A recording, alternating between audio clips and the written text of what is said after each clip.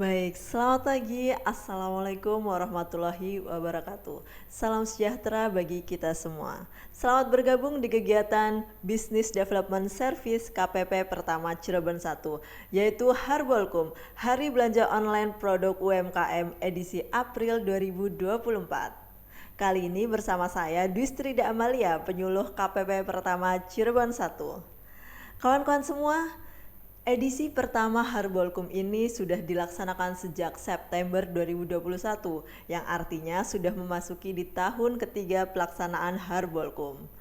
Dan kawan-kawan semua, salah satu tujuan besar pelaksanaan Harbolkum ini adalah untuk menunjukkan kepedulian terhadap UMKM dengan membuat kegiatan peduli transformasi digital UMKM yang berkelanjutan di wilayah kota Cirebon. Dan tidak jauh-jauh dari tema tersebut, kita pada edisi kali ini mengusung tema digitalisasi UMKM dan pentingnya membangun networking untuk mengembangkan pemasaran produk.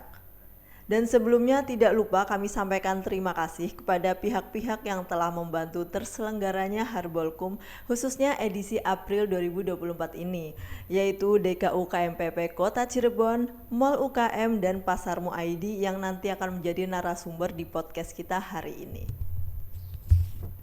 Dan kemudian langsung saja untuk menambah semangat dan juga wawasan kita ya, mari kita dengarkan obrolan santai nih dalam podcast bertema digitalisasi UMKM dan pentingnya membangun networking untuk mengembangkan pemasaran produk UMKM bersama founder Pasarmu ID, Mas Adi, dan juga penyuluh dari KPP Pertama Cirebon 1 yaitu Mas Sigit Andrianto. Mari kita saksikan bersama.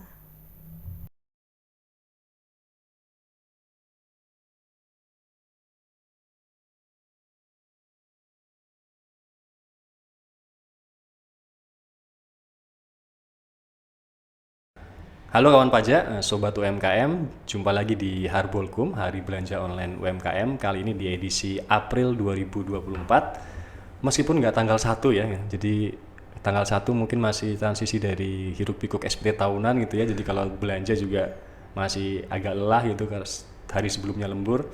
Tapi Harbolkum membuktikan konsistensinya, yang penting kan konsisten, kita tetap selalu hadir di setiap bulannya. Dan di April 2024 tentu saja akan ada agenda belanja yang nanti teman-teman bisa saksikan di tayangan ini. Tapi selain belanja juga, Harbolkum selalu punya agenda edukasi yang harapannya memberikan tambahan pengetahuan dan informasi yang bisa meningkatkan keterampilan bisnis dari para pelaku UMKM. Dan di April 2024 tema Harbolkum kali ini adalah digitalisasi UMKM, pentingnya membangun networking untuk pengembangan pemasaran produk. Agak spesial karena hari ini saya kedatangan orang yang mungkin bukan cuma stakeholder UMKM, bukan cuma mitra kerja, tapi punya jasa yang demikian besar untuk membuat Harbolkum mengudara selama ini. Kalau Harbolkum itu 9 huruf, maka yang 2 huruf ini Pak Adi nih yang punya peranan. Jadi Harbolkum itu 9 huruf Pak Adi. OL-nya ini soal online-nya ini gara-gara Pak Adi gitu ya. Kalau kita kembali ke September 2021, pertama kali Harbolkum ada, kita nggak bisa belanja online kalau ketika itu Pasarmu ID tidak jadi mitra kerja kita. Maka selamat datang Pak Adi. Iya, makasih banyak dengan Pak Adi. Ya, ini adalah Pak Adi, owner gitu dari Pasarmu ID ya Pak ya. Apa kabar Pak? Alhamdulillah masih dalam kondisi puasa juga. Alhamdulillah sudah lapor juga. Meskipun di deadline detik-detik di terakhir. Iya. Itu juga gara-gara lihat status Bu Kepala. Waduh, iya belum lapor. Kalau Pak Adi aja yang volume transaksi di Pasarmu aja lumayan tinggi, sempat lapor, kawan pajak harus sempat lapor. Harus wajib, karena itu memang kewajiban kita ya. Siap. Gitu. Saya tadi sebelum ketemu Pak Adi ngeliat-ngeliat Pasarmu juga. Iya. Gimana nih Pak perkembangannya Pak? Alhamdulillah memang salah satu dari target kita dalam berusaha kan masalah sustain. Nah ini juga salah satu contoh juga nih, Harbolkum mungkin hanya sedikit dari beberapa program yang diselenggarakan secara sustain ya, dan ini benar-benar saya apresiasi sekali karena memang sulit memang dalam menjalankan sesuatu itu agar bisa sustain gitu. Nah di pasarmu sendiri juga gitu, meskipun ada penurunan volume transaksi, ada perubahan kembali kebiasaan belanja pelanggan, tapi kita selalu menitik beratkan pada hal tadi, sustain. Bagaimana bisnis bisa terus berjalan, kemudian bagaimana kita mencoba, ya seperti tema hari ini, memperluas terus networking, karena yang namanya silaturahmi pasti membuka jalan dari usaha itu sendiri.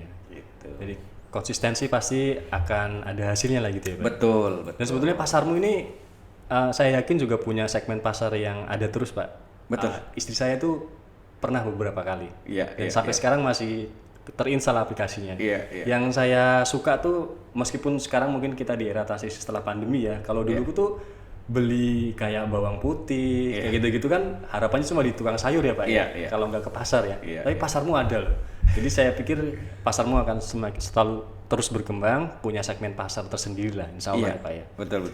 Dan ternyata juga saya dengar-dengar nih malah dapat penghargaan ya Pak, gimana Pak Adi? Oh iya, jadi itu juga sebenarnya salah satu dari trik kita ya. Jadi dalam membangun network ini kan salah satu juga kunci selain bagaimana kita memiliki produk yang bisa diterima oleh customer gitu. Jadi membangun network ini menurut kami setelah era digital itu memang peluangnya luas sekali. Kenapa? Karena setiap stakeholder baik itu dari pemerintah kemudian swasta itu berlomba-lomba memiliki semacam wadah pembinaan gitu. Jadi ini yang menurut kami juga bisa menjadi salah satu wadah bagaimana mengenalkan bahwa oh di Cirebon ada loh pasar online, atau di Cirebon ada startup digital yang menyasar e-groceries gitu. Ini salah satu yang menjadi strategi kami, karena menambah network dan memperkenalkan diri melalui strategi ini ya ongkosnya lebih murah gitu. Karena rata-rata kegiatan pembinaan ini kan gratis. Hanya kadang-kadang yang saya perhatikan setelah mengikuti beberapa kegiatan, memang kebanyakan mungkin kawan-kawan dari pelaku UMKM tidak sebagian besar, tapi memang ada beberapa yang masih melihat kegiatan-kegiatan pembinaan ini sebagai dari sisi materialnya gitu. Misalnya ada dapat uang pembinaan enggak, ada dapat hadiah enggak. Sementara di satu sisi kalau bagi kami justru bagaimana memiliki network yang baru, kemudian ekosistem yang kuat dari setiap stakeholder itu ya intangible asset. Jadi memang tidak terlihat tapi memang memiliki nilai. Nah, ini yang akhirnya setiap tahun kami berusaha mengikuti kegiatan-kegiatan pembinaan dari stakeholder baik dari kementerian, dari lembaga swasta yang memang punya awareness tinggi di market. Nah, ini yang akhirnya membangun ekosistem market pasarmu itu organik gitu loh. Jadi kita tahun mulai dari mungkin mengikuti kegiatan-kegiatan seperti ini mulai dari 2020 gitu, mulai dari ada beberapa kegiatan swasta, dan yang terakhir kemarin ini dari Kemenkop UKM. Jadi kita ada mengikuti semacam kompetisi ya, untuk UMKM. Jadi namanya Entredev itu. Itu memang perjalanannya lumayan panjang pembinaannya selama se-Indonesia nih boleh Pak? Se-Indonesia. Jadi selama kurang lebih 10 bulan prosesnya. Jadi itu satu-satunya kegiatan yang memang kami ikuti yang betul-betul ikut menyita waktu juga. Tapi memang ya tadi, jadi impactnya itu networking tadi itu yang memang berasa sekali di kita. Jadi orang mengenal kami, kemudian kami juga bisa melihat potensi dari sesama pelaku UMKM di kota lain, dan puncaknya memang apresiasi dari stakeholder ini kan menjadi salah satu juga bentuk dari pembuktian kita bahwa memang apa yang kita lakukan meskipun di kota kecil ini gitu bisa bersaing dengan kawan-kawan dari kota-kota besar lainnya gitu. Itu sih. Itu berarti pasarmu dapat dapat penghargaan atas kompetisi yang tadi itu ya Pak ya.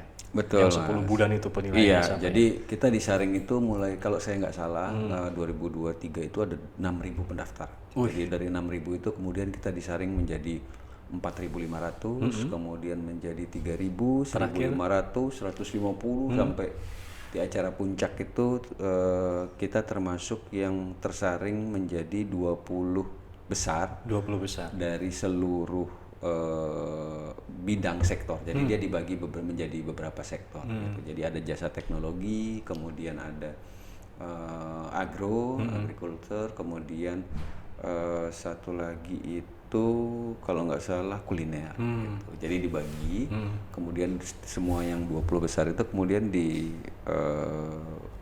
disaring untuk kemudian selama setahun ke depan itu mengikuti seluruh kegiatan dari kementerian. Jadi biasanya ada match and fun itu juga terkait dengan misalnya pendanaan. Jadi misalnya dipertemukan. Nah itu tadi. Jadi kita betul-betul dibukakan network, dibangunkan seperti link and match gitu. Jadi misalnya yang sebelumnya nggak kenal nggak kenal lembaga perbankan atau nggak kenal pendamping dari sisi digital marketing misalnya itu didatangkan. Itu saya highlight kawan pajak dan sobat UMKM, saya highlight ya. Jadi pasarmu tuh masuk ke 20 terbaik dari 6.000 kepesertaan atas kegiatan yang diselenggarakan oleh Kementerian Koperasi dan UMKM. Jadi kalau ada sobat UMKM yang belum bergabung, apalagi memang area pemasaran dan produksinya ada di Cirebon, ngapain nggak untuk gabung sama Pak Adi untuk bisa jualan produk sekaligus mendapatkan banyak pendampingan di Pasarmu ID gitu ya Pak. Betul. Terus berikutnya kita ke soal networking nih Pak. Kalau orang kantoran kayak saya, networking itu taunya jaringan LAN itu Pak. Tapi kalau soal produksi, soal pemasaran, soal UMKM ini ke pemasaran kebanyakan ya soal kenapa kita butuh network. Saya mau cerita sedikit nih Pak Adi. Kebanyakan tamu kita di Harbolkum mungkin paling banyak itu rekan-rekan kita dari perbankan gitu. Karena banyak yang menganggap bahwa salah satu masalah paling utama di UMKM itu soal pembiayaan. Nyatanya setiap lembaga keuangan yang kita hadirkan di sini semuanya itu selalu punya produk yang memang dikhususkan buat UMKM. Yang bunganya rendah lah, yang jaminannya nggak macam-macam dan seterusnya. Artinya seharusnya kalau soal pembiayaan kita punya banyak saluran, punya banyak solusi. Yang menurut saya masih tetap jadi masalah itu kalau saya mungkin analogikan saya misalnya pengusaha UMKM bikin keripik kentang kayak gitu ya. Itu saya yakin kalau keripik kentang saya enak. Alhamdulillah saya sudah punya modal itu. Yang selalu jadi masalah adalah gimana sih biar ada orang yang mau nyicipin gitu ya. Saya mungkin sudah buat packaging yang bagus buat kemasan yang baik. Tapi ketika ditaruh di toko fisik gitu misalkan atau di toko online belum ada yang ngasih testimoni kan jadi masalah ya Pak. Iya, benar. Padahal kalau sampai ada satu orang yang ngerasain terus enak, itu bisa berkembang banyak. Satu orang kan ngasih tahu dua orang yang lain akan ngasih tahu 4 orang lain terus berkembang. Jadi salah satu masalah yang paling utama juga sebetulnya menurut saya adalah soal networking pemasaran ini. Betul. Pak Adi mungkin punya pandangan soal ini Pak. Nah, ini juga salah satu trik yang memang Pasarmu.id dilakukan pada awal-awal nih Mas. Karena dulu kita berpikir bahwa bagaimana mengenalkan jasa atau layanan kami tanpa yang paling efektif nih. Jadi maksudnya yang paling efektif tuh gini. Biasanya kita lebih percaya review dari siapa nih? Percaya review baca dari online atau misalnya dari kerabat terdekat. Contoh deh misalnya dari istri atau dari misalnya Mas Sigit sudah berkeluarga belum? Sudah. Nah, misalnya punya anak nih misalnya. Kemudian anaknya sekolah nih, biasanya orang tuanya tuh punya paguyubannya tuh. Oh, ibu-ibunya. Jadi punya komunitas yang lain lagi. Nah, itu tuh merupakan kalau bagi kami itu merupakan corong yang paling dahsyat. Kenapa? Karena jujur penilaiannya. Jadi pada saat diselipkan marketing di situ, kadang-kadang sesama anggota ini tidak sadar sedang digiring untuk Misalnya menggunakan layanan baru, menggunakan produk baru, karena tadi kedekatan emosional tadi itu menjadi salah satu kunci yang kuat dalam membangun relasi networking tadi. Gitu loh. Nah, itu yang kami jadikan dulu itu adalah komunitasnya ini orang tua, ibu-ibu siswa TK. Iya. Karena kenapa? Karena mereka pagi nganter ke sekolah. Gitu. Sementara kebutuhan untuk berbelanja itu ada. Nah, itu salah satu contoh bagaimana kita mencoba memanfaatkan networking untuk mengenalkan produk. Nah, kemudian setelah lari ke segmen itu market dahsyat, sorry ya Pak. Iya. Itu dahsyat ya Pak ya. Betul. Saya jadi kepikiran dari Pak Ade. Saya punya 3 anak udah Pak. Yang 2 di antara 3 itu istri saya punya momen arisan bulanan. Nah, itu kalau sambil jualan ya betul. Itu kenapa saya sebutkan tadi. Jadi belum kalau nanti ada perkumpulan interest lain, misalnya iya, benar. Ibu-ibu yang nganterin anaknya basket, Iya. main bola. Betul, betul. Luar biasa ya. Iya. Itu yang kadang-kadang nggak diperhatikan. Itu yang kadang-kadang diperhatikan, betul. Iya. Coba bayangkan, contoh anak saya juga ikut nih klub basket. Itu sore, itu orang tua yang jemput, itu parkiran penuh. Iya. Dan orang tuanya itu minimal nunggu mungkin 15 sampai 30 menit terakhir sebelum pulang. Latihan selesai. Iya. Artinya mereka berkumpul di situ. Begitu juga di futsal. Ini contoh nih. Coba kalau pengen dikenal keripiknya, bawa aja sampelnya ke situ. Ya icip-icip ya gitu ya. Kira-kira malu nggak buat nawarin karena sudah kenal kan? Karena satu kesamaan, satu tujuan datang ke situ. Kemudian juga sudah mungkin di dalam grup yang sama di WA grup. Jadi pada saat datang ke situ bawa icip-icip tuh kayaknya bukan hal yang harus membuat dalam tanda kutip gengsi, sungkan gitu. Sungkan gitu. Karena sudah kenal. Nah, itu hal yang paling simpel. Karena kalau berbicara dengan efek dari network ini, 1 jadi 10, 10 jadi iya. Yes. Eksponensial istilahnya. Yes. Jadi bagaimana orang-orang ini yang sudah mencoba nanti pulang ke rumah punya tetangga 10 dalam grup yang berbeda dengan kita tapi dia di sana yang biasanya malah jadi reseller.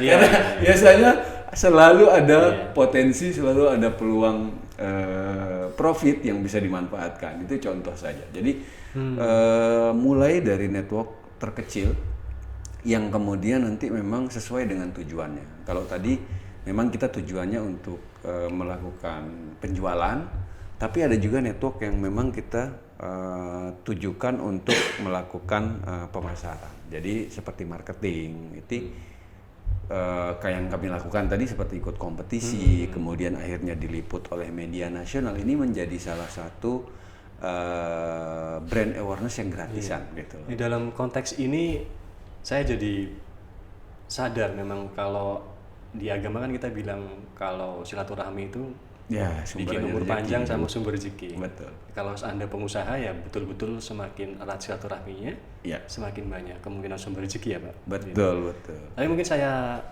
potong mungkin Pak. Kalau soal kedekatan emosional kan berarti dibangun di masing-masing pengusaha gitu ya. Semakin banyak komunitas di pengusaha itu maka semakin bisa jualan. Tapi mungkin ada juga pengusaha-pengusaha yang mungkin bawaannya memang juga introvert meskipun harusnya nggak begitu ya kalau udah jadi pengusaha. Mungkin pasarmu dan teman-teman stakeholder UMKM punya peran di situ ya Pak ya. Buat membantu kalau memang dia nggak punya komunitas, kita bisa coba salurkan ini kepada calon-calon konsumennya dia gitu ya Pak. Betul, betul. Jadi tadi memang salah satu yang harus dibangun untuk melakukan networking itu tadi tentu image branding. Jadi nah ini juga yang memang saat ini itu justru menjadi mata kuliah khusus ini. Jadi gitu? ada mata kuliahnya. Jadi saya semester lalu tuh ada dapat mata kuliah ini untuk manajemen personal branding. Oh, personal branding itu. Jadi kebetulan saya baru selesai study. Jadi di subjek untuk inovasi sistem dan teknologi. Jadi di salah satu mata kuliah kita itu memang ada sekarang mata kuliah khusus untuk personal branding. Dan ternyata itu sulit. Sulit ya. Saya ternyata menentukan sendiri saya akan dianggap seperti apa oleh orang lain itu ternyata bisa sampai 3 minggu baru memutuskan harus seperti ini membangun personal branding. Nah itu salah satu tadi kenapa harus bisa menentukan sendiri tadi. Bagus kalau kita bisa menentukan apakah kita introvert, apakah kita extrovert. Artinya kita bisa mencari jawaban. Gitu loh. Bagaimana? Oh kalau saya introvert, apa teknik membangun network yang harus saya lakukan? Saya mungkin butuh bantuan marketplace dan seterusnya gitu ya. Betul, itu satu. Kemudian yang kedua mungkin karena sudah tahu tipikal seperti apa, maka kita akan tahu juga bagaimana harus memulai untuk membangun trik membangun networking tadi. Jadi misalnya kan ada orang yang introvert, bisa jadi introvertnya hanya mungkin keluar atau saat bertemu, tapi ternyata di chat lancar. Nah, mungkin dia bisa memulai mencoba membangun network mulai dari grup-grup WA gitu. Nah, itu yang saya sampaikan tadi bahwa bagus kita justru bisa membaca kita seperti apa, menganalisa kita seperti apa, akhirnya kita bisa mencari solusi sebenarnya. Karena masing-masing ini cara-cara membangun network ini kan memang beragam ya. Nah itu tadi tergantung dari di psikologi ada tuh Pak, yang kalau ketemu introvert, tapi kalau di grup rame dia. Iya, Teman-teman kita kan ada yang kayak gitu juga kan. Ada yang begitu betul. Nah, ada yang kelihatannya malas-malesan kalau sudah ketemu, tapi begitu di grup. Dalam konteks berusaha berarti pasarmu dan rekan-rekan stakeholder UMKM ini bisa punya peran buat nyemplungin dia ke grup-grup itu gitu ya Pak. Betul. Jadi justru itu yang saya sampaikan tadi, dengan kita membangun networking dengan sesama pelaku UMKM, jadi kita juga punya gambaran. Jadi punya referensi nih, oh si A kok mirip dengan saya ya, tapi ternyata dia berhasil keluar dari problemnya. Nah ini kita yang mesti cari tahu kenapa atau caranya bagaimana. Nah ini kalau tidak ada network, ini kita kan nggak tahu harus cari jawabannya kemana, dan itu hal yang paling murah menurut saya, karena memang nggak ada biayanya untuk melakukan networking seperti itu. Gitu. Nah di pengalaman Pak Adi selama 4 tahun nih Pak, dari 2020 sampai sekarang 2024, mungkin bisa diceritakan salah satu kisah suksesnya, atau mungkin Pak Adi bisa kasih informasi ke teman-teman pelaku UMKM apa yang pasarmu bisa tawarkan soal networking ini. Misalnya pasarmu juga bekerja sama dengan instansi ini dan itu untuk memasarkan, memperkenalkan produk ini dan itu gitu. Bisa cerita. Dulu awal-awal kita masih sedikit kebingungan menentukan, biasanya kan ada momentum-momentum yang pelaku UMKM itu mesti jeli untuk melihat peluang di situ. Jadi contoh misalnya nih Ramadan. Ramadan ini momentum. Biasanya stakeholder itu pasti punya program, kemudian pasti punya kegiatan yang kawan-kawan UMKM sebenarnya itu bisa melihat itu sebagai sebuah peluang, dalam tanda kutip momentum gitu loh. Tapi terkadang tadi karena tidak pernah melakukan networking, kemudian tidak pernah menunjukkan produk dan jasa yang bisa diberikan, akhirnya momentum-momentum tadi hilang gitu saja. Nah sekarang kayak pasarmu, mungkin dulu kita nggak pernah kepikiran bahwa setiap lebaran itu pasti ada yang butuh hampers sembako misalnya, atau paket untuk dibagikan nanti ke oleh-oleh, oleh-oleh. Kemudian untuk kolega-kolega gitu. Saya juga baru sadar ternyata setiap menjelang lebaran, coba nanti ditanya istrinya, sudah berapa hampers yang datang dari kolega-koleganya. Ya atau enggak minimal buat disajikan di ruang tamunya sendiri. Iya, betul. Tapi yang memang kelihatan sekarang trennya itu adalah bertukar hampers. Jadi biasanya tadi ibu-ibu TK tadi nih, biasanya nih ada 10 orang anggotanya, 10-nya dikirim hampers, nanti yang 10 balik lagi hampers lagi. Nah itu menjadi peluang.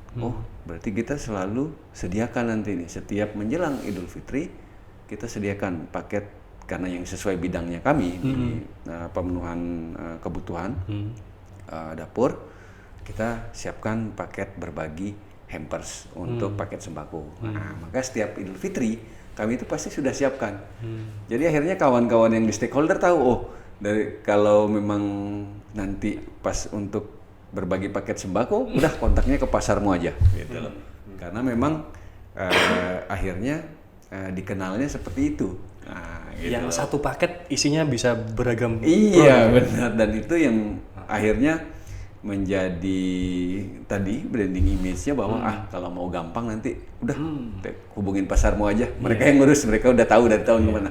Itu momentum-momentum tadi yang menurut saya menjadi salah satu pelajaran yang bisa kami petik dari bagaimana berusaha mendekatkan diri dengan stakeholder, bagaimana mengenalkan produk ke stakeholder, karena selalu ada momentum yang memang bisa dimanfaatkan oleh UMKM untuk memberikan layanan produk atau jasanya gitu. Ya, soal momentum ini yang juga kadang-kadang perlu kesadaran dari pelaku usaha bahwa momentum itu kadang-kadang memang terasa begitu menyenangkan ya, tapi kadang-kadang juga nggak bisa kita harapkan langsung datang gitu ya Pak ya. Betul. Saya sambung dengan keterangan Pak Adi di awal tadi, kadang-kadang para pelaku UMKM ini kalau ingin tergabung dalam suatu komunitas atau networking tertentu, dia semacam udah kepikiran untuk dapat pengembalian yang cepat tuh Pak. Iya, betul. Jualannya cepat, ada yang laku kayak gitu ya. Atau saya datang ke seminar-seminar ini, ke networking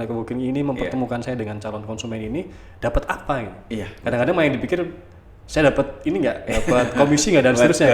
Betul. Nah ini mungkin Pak Adi bisa cerita bahwa sebetulnya networking ini atau jejaring usaha ini sebuah investasi gitu ya Pak. Betul Pak. Jadi sebenarnya yang kita sampaikan tadi, bagaimana stakeholder, misalnya ini kayak dari customernya pasarmu misalnya, dari stakeholder itu ingat pasarmu.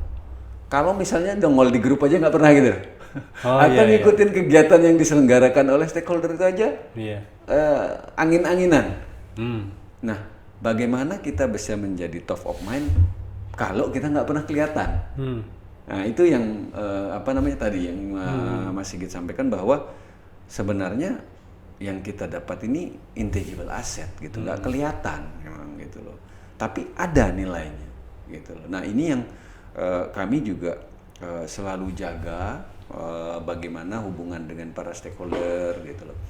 Jadi bagaimana membina network ini supaya memang kawan-kawan ini begitu butuh hal yang terkait dengan jasa dan produk kita, maka yang di pikiran mereka pertama kali ya, yang pagi ini saya lihat update status siapa ya misalnya, itu contoh saja. Jadi bagaimana kita memanfaatkan network ini sebagai sebuah kekuatan gitu, sebagai sebuah modal, bahwa memang kita nggak akan pernah tahu siapa yang butuh produk dan jasa kita hari ini, gitu loh. Tapi manakala mereka membutuhkan itu, bagaimana supaya kita ada dan ada di nomor pertama yang mereka ingat. Nah, itu dia. Jadi kalau seperti tadi Mas, kalau hanya memikirkan bahwa materi kemudian misalnya nggak jangka pendek itu ya susah gitu loh.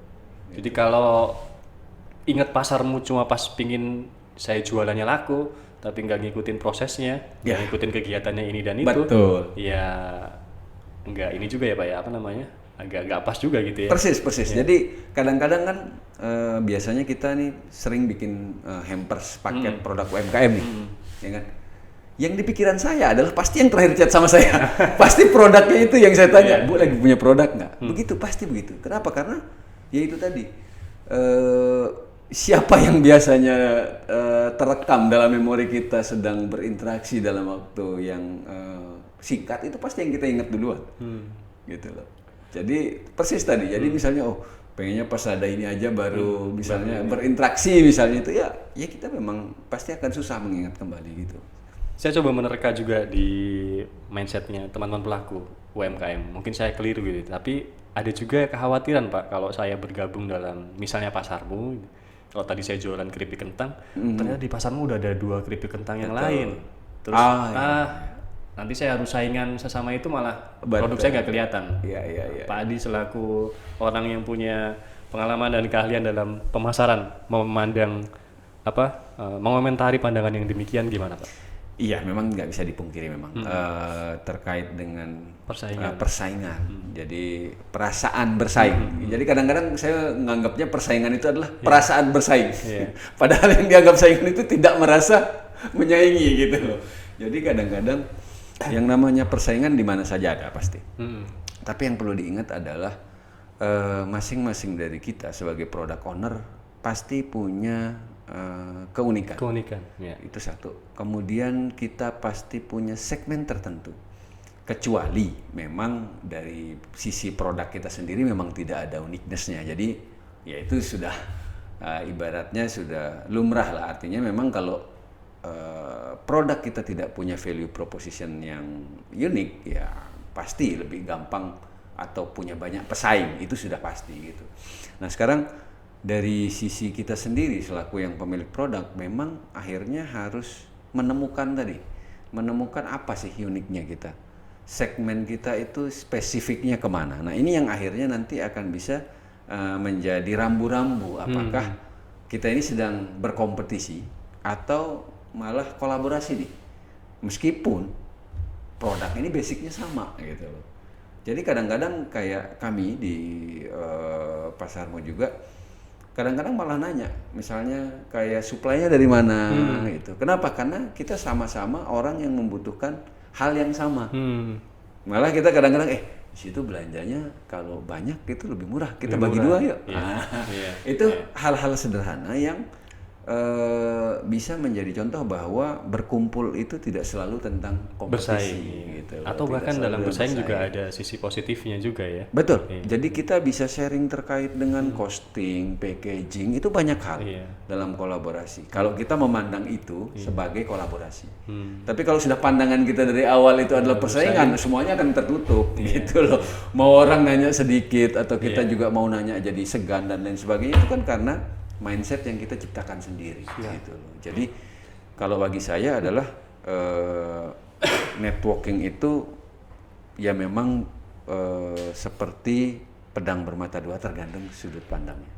Kalau kita melihat itu sebagai persaingan, ya akan terjadi persaingan yang ketat dengan network yang isinya adalah persaingan-persaingan. Tapi kalau kita melihat itu sebagai kolaborasi, maka akan sehat gitu. Menarik Pak Adi. Ini kita kayak kuliah pemasaran nih sebetulnya. Jadi selama produk Anda kontennya itu baik gitu ya.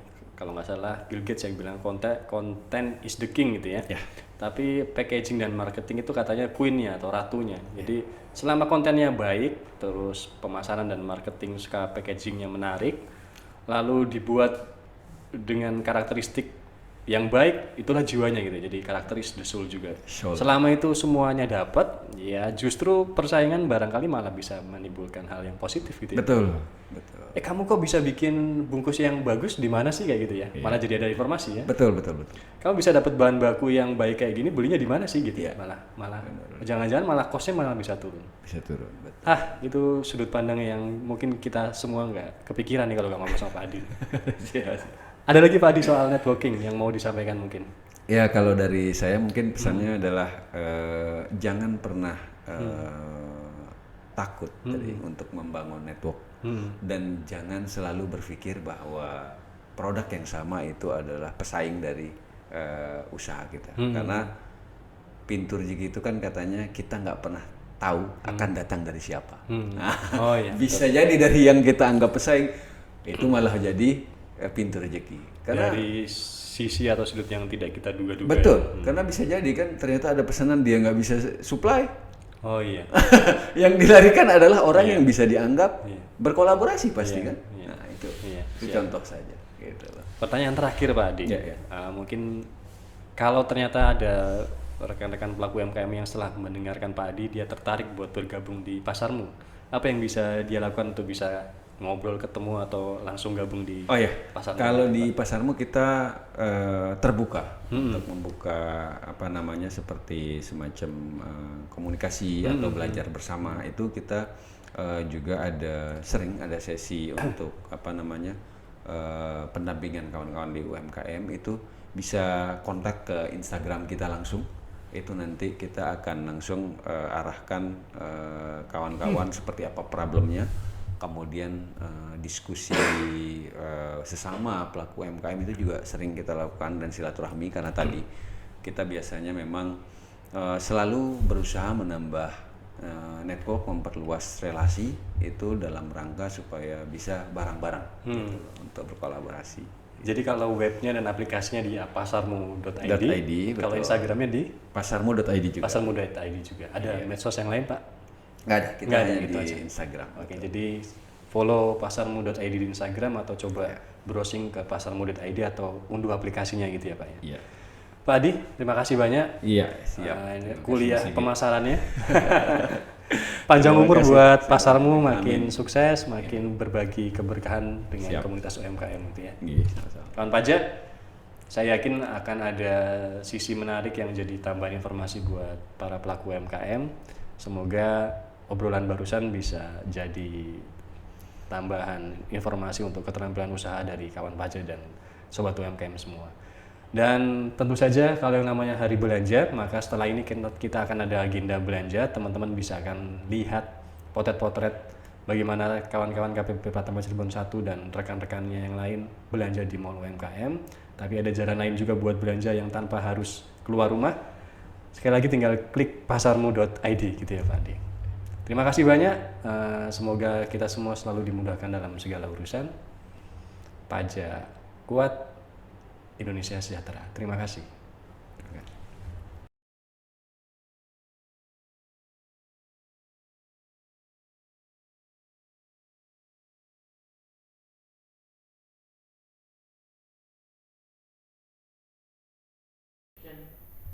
Baik, terima kasih sekali ya atas ilmu yang segar nih dari Mas Adi dan juga Mas Sigit. Dan kami ucapkan selamat juga kepada Mas Adi atas penghargaan yang telah diperoleh ya. Semoga tetap semangat mengelola Pasarmu ID dan juga menjadi penggiat digitalisasi UMKM khususnya di wilayah Kota Cirebon ini. Dan selanjutnya tentu tidak afdol ya kalau belum melihat review produk UMKM dan kegiatan shopping nih di Mall UKM Kota Cirebon yang selalu menjadi bagian dari kegiatan Harbolkum ini ya, dan juga tentunya kegiatan yang paling seru nih. Awal bulan, habis gajian, waktu yang tepat nih untuk belanja produk UMKM. Jadi kemarin nih di tanggal 3 April kawan-kawan dari KPP Pratama Cirebon 1 ini telah belanja secara langsung ya di Mall UKM.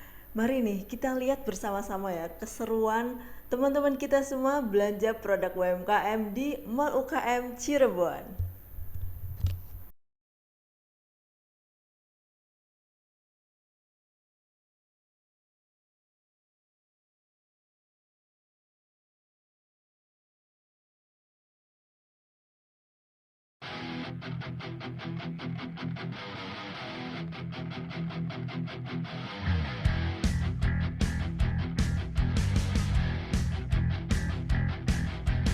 Pelayanan prima bukan mimpi, ikhlas untuk negeri, bentuk wujud berbakti. Gapailah visi dan misi dengan hati bersih, ikhlas untuk mengabdi. Untuk bangsa mandiri, Untuk Ibu Pertiwi, mari kita bangga, bekerjalah dengan hati. Mari kita bersih, bekerja tanpa korupsi. Mari kita kerja agar berkinerja tinggi. Mari kita santun, melayani dengan hati. Oh, oh, oh, oh. pelayanan prima bukan mimpi, ikhlas untuk negeri, bentuk wujud berbakti. Gapailah visi dan misi dengan hati bersih, ikhlas untuk mengabdi. Untuk bangsa mandiri, untuk Ibu Pertiwi, Mari kita bangga, bekerjalah dengan hati. Mari kita bersih, bekerja tanpa korupsi. Mari kita kerja agar berkinerja tinggi. Mari kita santun, melayani dengan hati.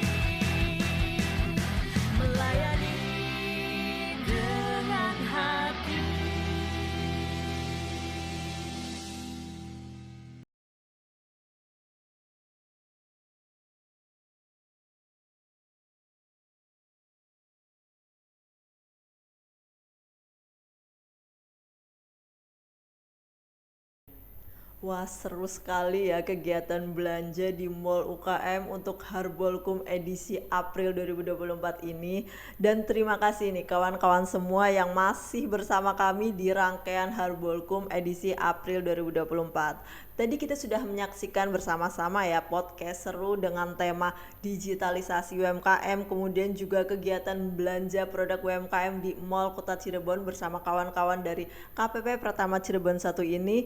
Nah, jadi sekarang saatnya saya untuk undur diri ya. Sebelumnya kami ucapkan terima kasih kepada pihak-pihak yang telah membantu terselenggaranya kegiatan Harbolkum edisi kali ini, dan semoga apa yang menjadi tujuan pelaksanaan Harbolkum selama ini dapat tercapai dengan baik. Sampai jumpa di edisi Harbolkum selanjutnya. Wassalamualaikum warahmatullahi wabarakatuh.